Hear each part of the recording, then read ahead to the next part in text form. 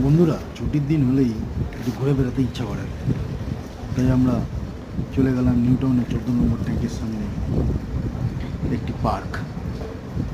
সেই পার্কটির নাম নিম বানানি। সেখানে সুন্দর সুন্দর নিম গাছ আছে। আর নিম গাছ তো আমাদের দারুণ ফলন দেয়, আপনি জানেন।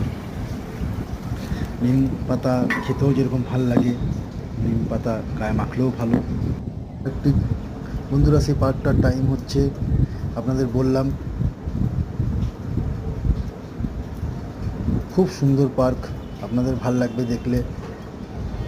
উল্টো দিকেও একটি পার্ক রয়েছে, জায়গাটা খুবই সুন্দর।